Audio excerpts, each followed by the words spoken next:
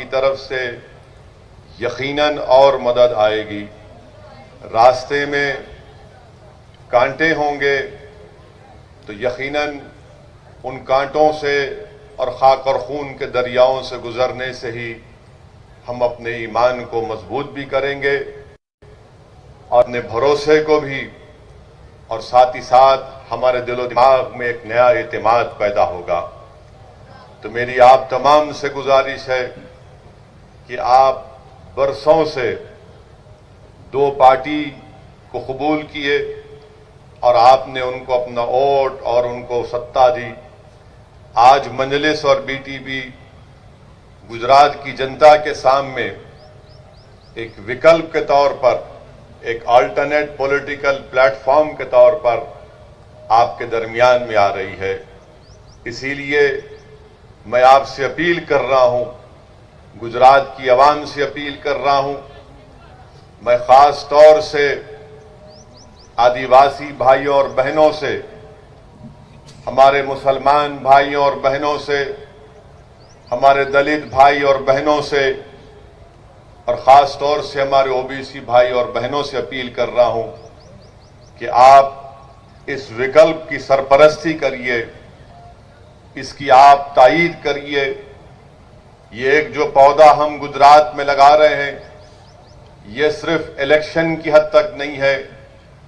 सिर्फ इलेक्शन में कामयाबियां हासिल करने का हमारा मकसद सिर्फ नहीं है, बल्कि मकसद ये है कि यहां की गरीब आवाम को इंसाफ मिल सके, यहां के आदिवासियों को उनकी जमीनें उनसे ना छीनी जाए, किसी दलित और मुसलमान को किसी हुकूमत उन पर नाजायज जुल्म ना कर सके। और पूरी लड़ाई का मकसद ये है कि जो बाबा साहिब अम्बेडकर का बना हुआ संविधान है, जिस संविधान ने हम तमाम को हुकूक दिए, राइट्स दिए, उन राइट्स को हासिल किया जाए।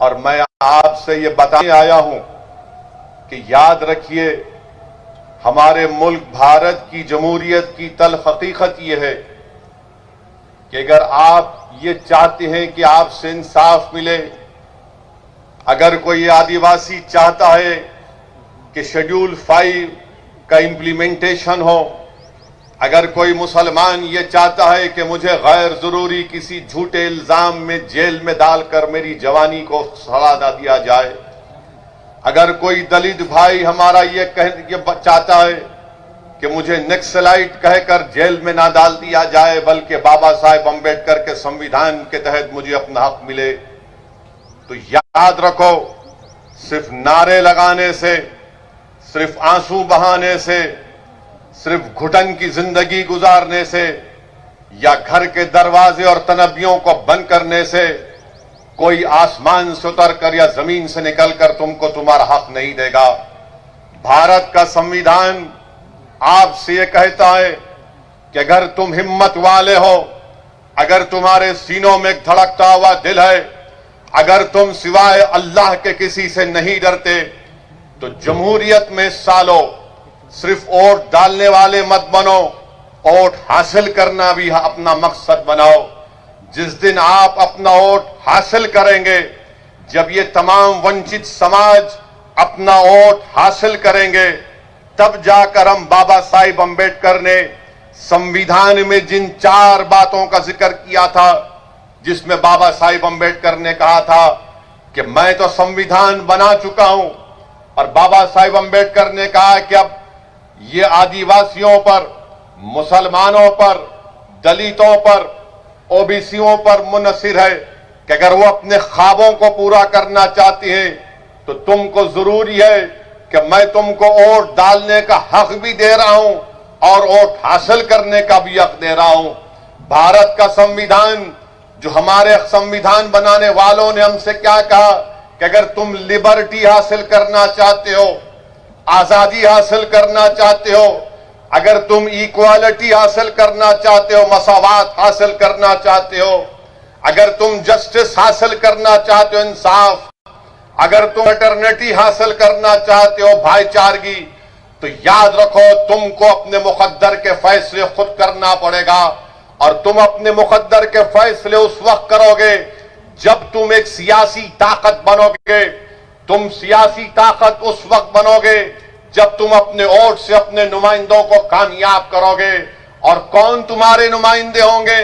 जो कांग्रेस, बीजेपी और दूसरी पार्टी का नहीं होगा, बल्कि तुम्हारे ही दरमियान से तुम किसी एक दीवाने को या फिर तुम्हारी बहन को तुम जब कामयाब करोगे, वो जब तुम्हारे नुमाइंदे तुम्हारे वोट से कामयाब होकर गुजरात की असेंबली में जाएंगे तो उनकी जबानों पर ना मोदी का खौफ होगा, ना कांग्रेस का खौफ होगा, बल्कि उनकी जबानों पर तुम्हारी नाइंसाफियों की दास्तानें होंगी।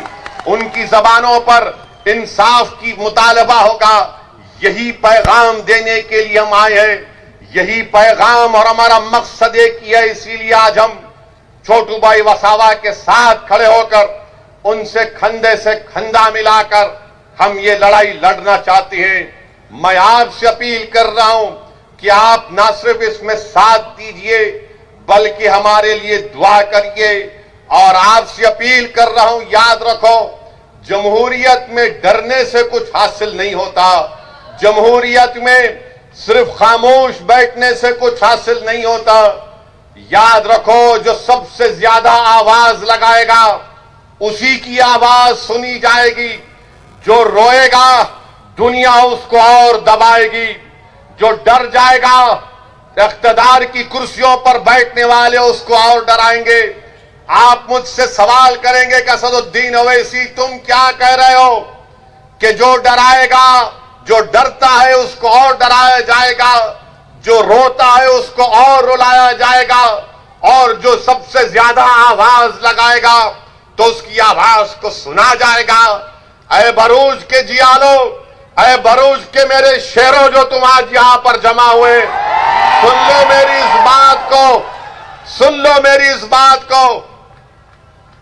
भारत के किसानों ने नरेंद्र मोदी की नींद को हराम करके रख दिया। वो किसान निकल कर आए, वो किसान निकल कर आए, हजारों की तादाद में निकल कर आए, नारे लगाए, दिल्ली को अपना ट्रैक्टर लेकर आया। तो भारतीय जनता पार्टी जिसके पास 300 एमपी है, आज वो परेशान है, टाई टाई उनकी हो रही है कि कैसे किसानों से मुकाबला किया जाए। वही इत्तेहाद के मजाहरे, वही जमहूरियत के मजाहरे आपको गुजरात में करना पड़ेगा, क्योंकि नरेंद्र मोदी, बीजेपी जानती है कि संसद में, विधानसभा में इनके पास इतनी ताकत है कि जो लोग चुन कर जाते हैं वो गूंगे बन जाते हैं। जिनको वोट डालकर भिजाया जाता है वो अंधे हो जाते हैं, बहरे हो जाते हैं। इसीलिए जमहूरियत आपसे मुतालबा कर रही है। अंबेडकर का संविधान तुमसे कह रहा है कि अगर तुम जिंदा कौम हो तो हरकत करो, हरकत में बरकत है। तुम्हारी खामोशी दुनिया को पैगाम दे देगी कि तुम जिंदा कौम नहीं हो। जिंदा कौम का मतलब यह है कि जिंदगी का सबूत देना है। मैं हमारे आदिवासी भाइयों से कहना चाहूंगा कि भारत के संविधान में जयपाल सिंह मुंडा ने जो कुर्बानियां दी हम उनको सलाम करते हैं। यही जयपाल सिंह मुंडा थे जिन्होंने आदिवासियों के लिए शेड्यूल 5 का जिक्र संविधान में किया था। मेरे अजीज दोस्तों और बुजुर्गों, ये हमारी लड़ाई हमारी बका की लड़ाई है। ये हमारी लड़ाई हमारे संविधान को बचाने की लड़ाई है। हमारी लड़ाई इस मुल्क में अमन को मजबूत करने की लड़ाई है। मैं आज के जलसे से उस अजीम आदिवासी constituent assembly debate, constituent assembly के रुकन जयपाल सिंह मुंडा को भी सलाम करता हूं कि इन बुजुर्गों ने हमको, हमारी आने वाली नस्लों के लिए ये सोचकर शेड्यूल 5 का इनकॉर्पोरेशन भारत के संविधान में किया था। मैं आज के जलसे में मोहतरम जनाब अहमद पटेल साहब को भी खराज अकीदत पेश करना चाहूंगा। ये उनकी सरजमीन है। यहीं से अहमद भाई निकलकर दिल्ली गए और कांग्रेस पार्टी के ऊंचाइयों तक पहुंचे। मैं अल्लाह से दुआ करता हूं कि अल्लाह सुब्हानहू व तआला अहमद पटेल साहब की मग़फ़िरत फरमाए, अल्लाह उनकी खबर को नूर से भरे, अल्लाह उनके अफराद ख़ानदान को सब्र जमील अता फरमाए। मैं यकीनन अहमद पटेल साहब से मेरे ताल्लुकात थे, मुखालिफत भी मैं उनकी करता था, मगर एक नेक आदमी थे और यकीनन उन्होंने बहुत कुछ किया है और मुझे यकीन है कि अल्लाह उनको उसका अजर आखिरत में भी देगा, उनकी खबर में भी देगा। और मेरी दुआ है कि अल्लाह सुब्हाना व तआला उनके फर्जन को उनका नेक ने में बदल बना दे। अल्लाह उनकी कुर्बानियों को रायगा जाने ना दे।